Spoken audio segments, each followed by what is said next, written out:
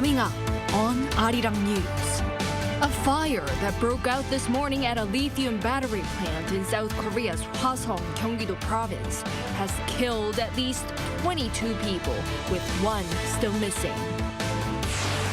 President Yoon orders full security readiness against the new military agreement signed by North Korea and Russia. With this, senior officials in South Korea, the US, and Japan jointly condemned the pact in the strongest possible terms. The USAC 130J aircraft, a heavily armed gunship also known as the Ghost Rider, is currently in South Korea for joint aerial drills. It has been made public amid deepening North Korea-Russia ties.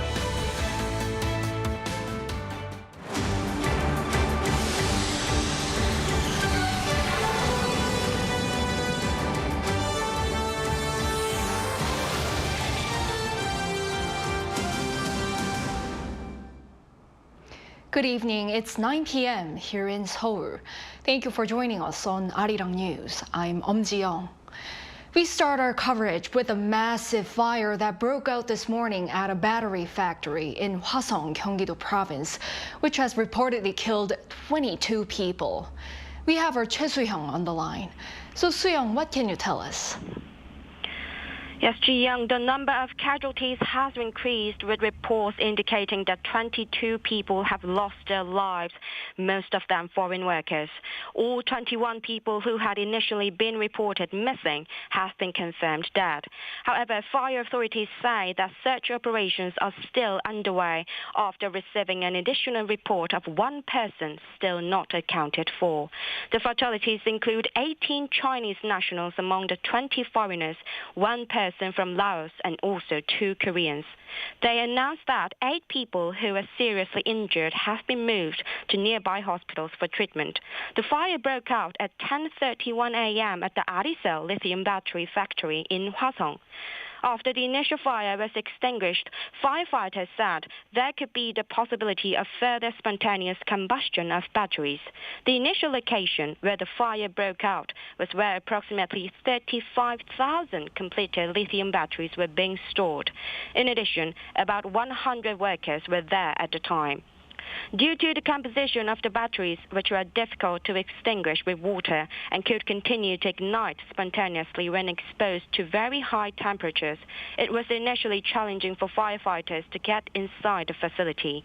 President Yoon visited the site of the fire this afternoon, where he received a report from fire authorities and instructed a thorough investigation into the cause, urging on-site officials to do their utmost.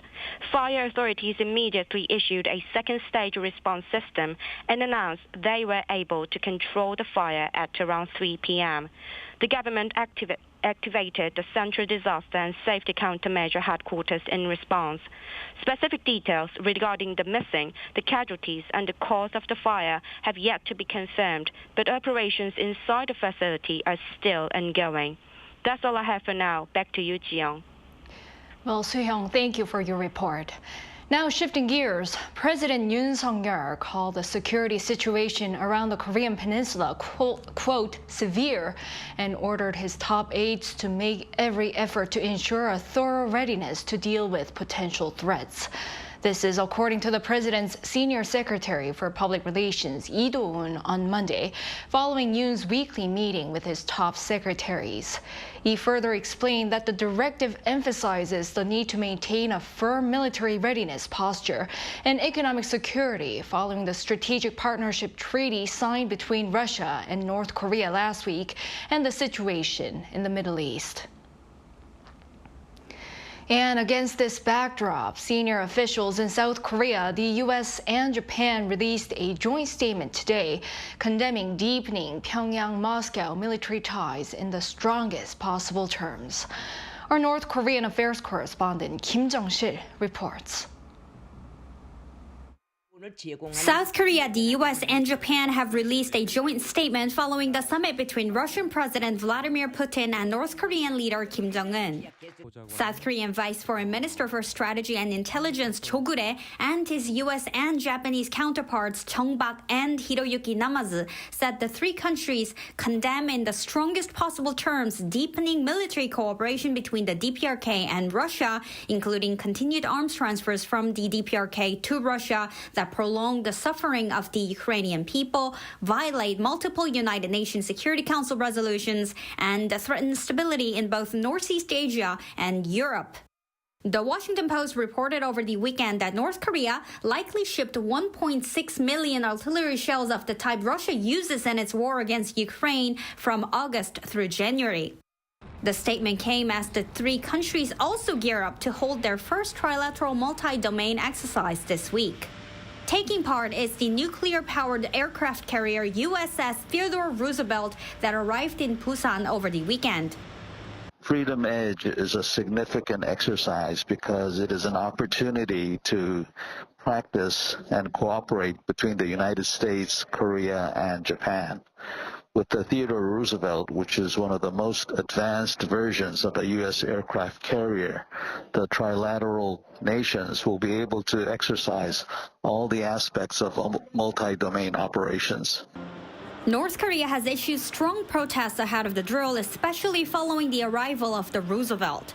On Monday, the North Korean Ministry of Defense released a statement saying that Pyongyang was witnessing yet again the reckless choices and actions by the U.S.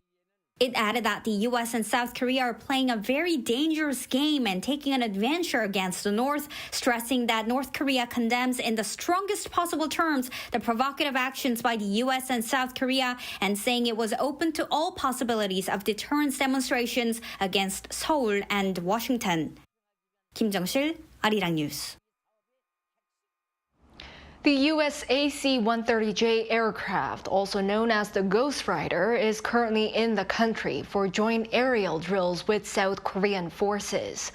Our defense correspondent Choi Min-jung was at the Osan Air Base to take a closer look at the gunship. The heavily armed US AC-130J aircraft made a second visit to South Korea earlier this month. For the occasion, U.S. Forces Korea Monday held a special press conference at the Osan Air Base in the city of Pyeongtaek, providing a closer look at the gunship, also known as the Ghost Rider. As you can see behind me, the Ghost Rider is a key U.S. military asset and remains one of the most requested aircraft by ground forces. The AC-130J is a traditional C-130J cargo aircraft modified with an array of sensors and weapons.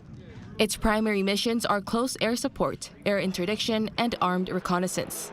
The Ghost Rider can be armed with 30mm and 105mm cannons and fire precision-guided weapons. When you pair all of those weapons with the constant left-hand turn that a gunship is known for flying, our weapons are continuously pointed in the direction of any potential targets. Simply put, the speed at which we can engage rounds on target in less than 30 seconds, that is unmatched by any aircraft in the world. That allows us to deliver rapid, persistent, and accurate fire support that is very unique to the gunship.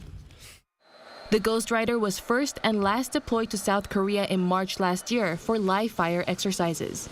And last week, South Korean and U.S. forces conducted their second joint drills over the Korean Peninsula involving the aircraft.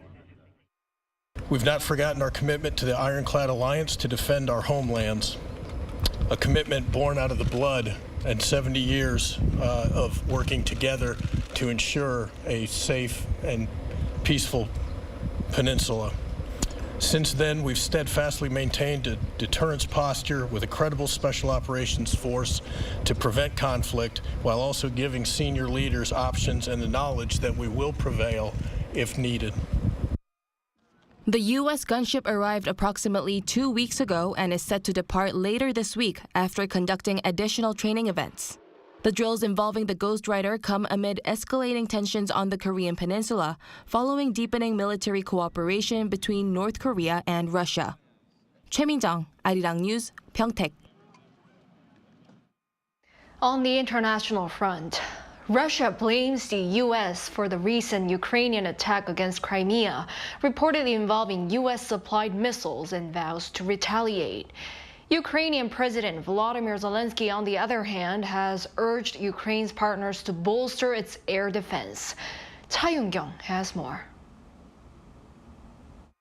The Russian Defense Ministry says that 5 U.S.-provided Army tactical missile system, or ATACMS, rockets were shot down by Russian air defense systems over the city of Sevastopol on the Korean Peninsula on Sunday. The fragments from the 5th rocket were detonated in midair, causing numerous casualties on the ground. Russian officials said on Sunday that at least 5 civilians were killed and more than 100 people were injured. It was on a summer holiday, on a nice weather day when people were resting on the beach. Russia has blamed the United States with its foreign ministry, saying that responsibility lies with Washington for supplying Ukraine with the weapons. We will seek a response. We will do everything to ensure that the international community is notified of the latest crimes of the Kyiv regime. The U.S. has been supporting Ukraine with military aid to only defend against Russia's invasion and gave Ukraine permission to use American weapons to strike inside Russia. However, the U.S. did not allow the use of ATACMS missiles, which have a range of 300 kilometers. According to the New York Times on Sunday, Ukrainian President Volodymyr Zelensky called on the allies to ease the restrictions on the use of Western weapons against Russian air bases, as bombs had been dropped by Russian warplanes on residential districts in the Ukrainian city of Kharkiv on Saturday. President Zelensky reiterated on social media that striking Russian airfields is also entirely justified, and he needs a joint security decision with his partners. On the other hand, U.S. Major General Patrick Ryder recently mentioned that there has been no change in the policy regarding Ukraine's use of ATACMS, and the policy only comes down to counterfire. Cha Yoon-kyung, Arirang News.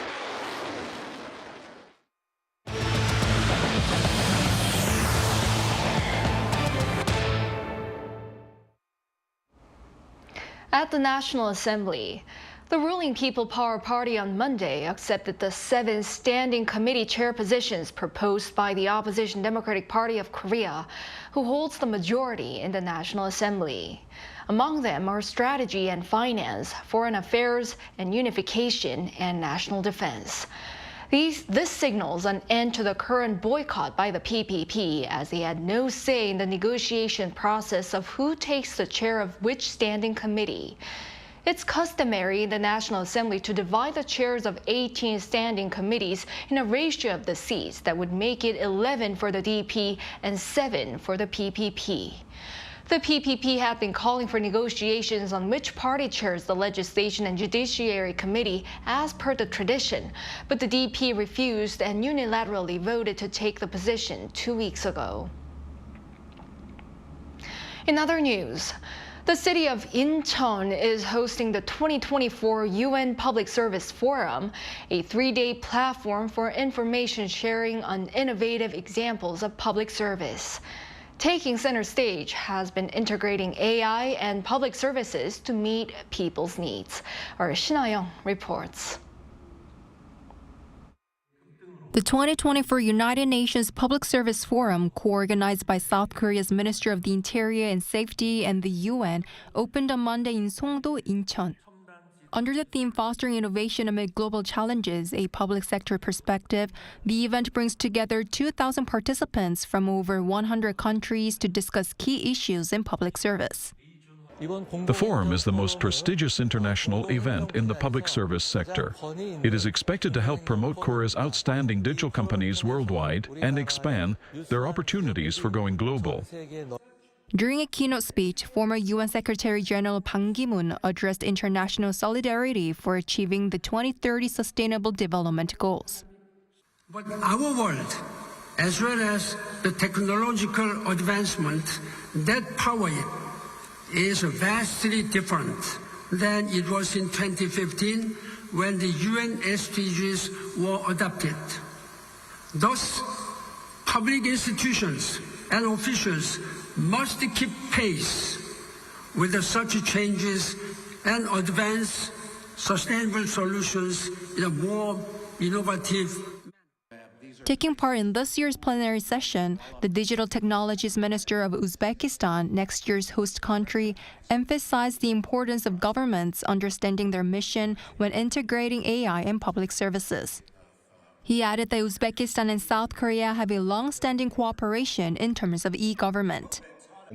This long-standing cooperation really helped us to improve our views as well as our approaches to e-government implementation in Uzbekistan. We were in constant discussion in terms of reviewing the methodologies, learning from Korean government as well. From the infrastructure point of view, we are already cooperating with South Korea on increasing our data center capabilities. We are also The event also features an exhibition showcasing innovative public services, and one of them is South Korea's digital platform government, which uses digital technologies like AI to provide services tailored to people's needs. Korea is considered one of the leading countries in government innovation, including digital governments, and has successfully shared examples of outstanding policies with all UN member states. The main contents of the exhibition include the background and basic principles of the digital platform government, a zero required document system, and national security program, and CCTV traffic volume analysis, you name it. The three-day event will wrap up on Wednesday with the UN Public Service Awards ceremony, where 15 innovative achievements by public service institutions will be recognized. 신하영, Arirang News. The second leg of the country's high-speed commuter rail service begins its operation this coming Saturday. The ultimate goal is to bring a number of cities in Gangwon-do Province within commuting range of capital Seoul. Our Lee Soo-jin has more. The next stop on Seoul's high-speed commuter line is set to open by the end of this month. The Transportation Ministry announced that the GTX-A line will be stopping at Hwaseong Station starting June 29. It's the next station to open on the GTX-A line following the opening of Suseol in southern Seoul and Seongnam and Dongtan in the neighboring Gangwon-do Province in March this year. And they're all part of the South Korean government's plan to make it faster for people to commute to their jobs in Seoul. People who get on at Hwaseong Station will now be able to reach the city in around 15 minutes compared to the 36 minutes on the existing Suin-Bundang line. And it'll cost only 3,950 won, or around $3. As for the rest of the line, the northern section is scheduled to open in the second half of the year, followed by the connection between Seoul Station and Suseol in 2026, and finally the stop at Samsung Station, one of the nation's most used subway stations, in 2028. The government is also hoping that the opening of this station will boost the ridership of the GTX-A line, which is currently lower than expected. Passengers can transfer from the Suin-Bundang line, which is expected to raise ridership, and it's a station that represents Yongin City.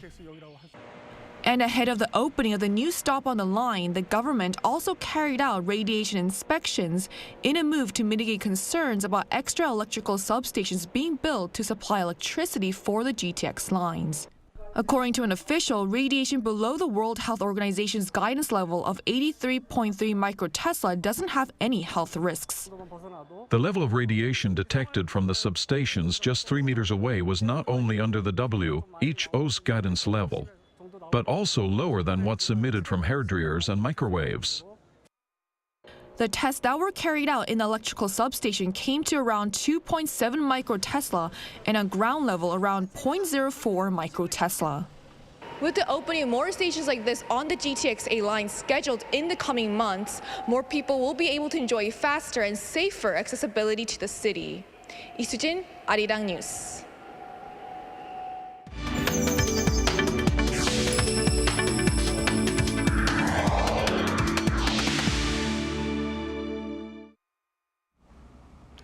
As geopolitics impacts trade across the world, South Korea and Germany can help overcome their trade dependencies by collaborating through innovation.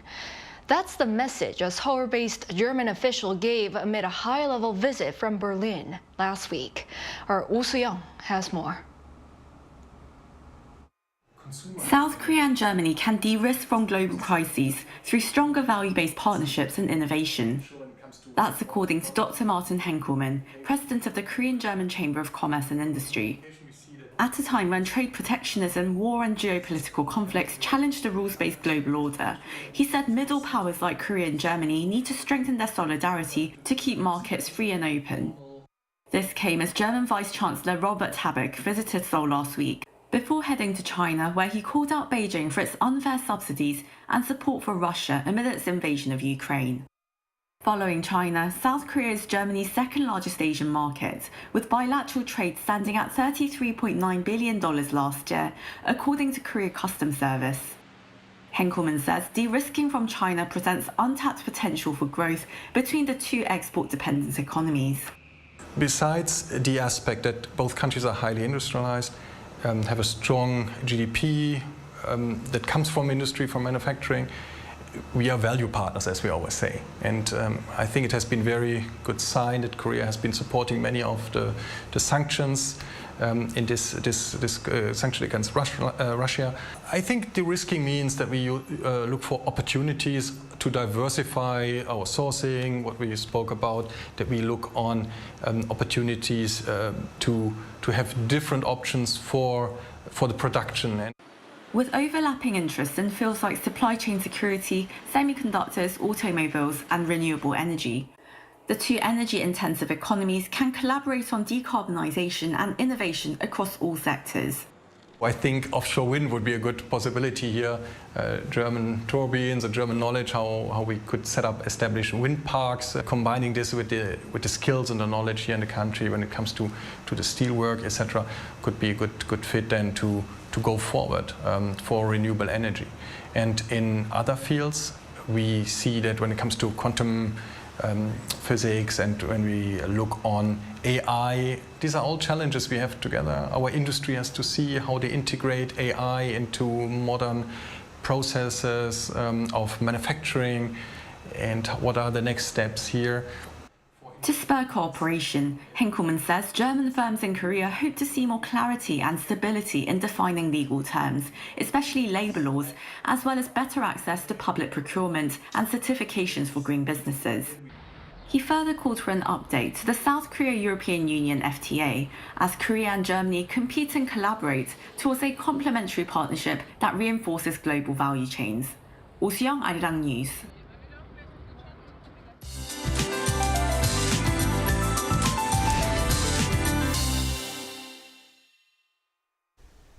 Rain over the weekend dropped the temperatures to below 30 degrees Celsius in most parts of the country today. Seoul and Gwangju saw 28 degrees during the daytime. However, with humid conditions, the feels-like temperatures were higher. After the rain stops today, the cold air will move south and tomorrow's temperatures will be lower than today. There will be no rain over the country tomorrow. Until tomorrow, strong winds will continue in the eastern parts of Gangwon-do Province. In addition, high waves will be seen on the east coast for the time being. Please refrain from going near coastlines. Tomorrow morning, Seoul, Gwangju, and Daegu will start off at 19 degrees. It will move up to 28 in Chuncheon, Daejeon, and Gwangju, Gyeongju 30 degrees. There's more rain forecast on the southern coast and Jeju Island from Wednesday. That's all for Korea. Here are the weather conditions around the world.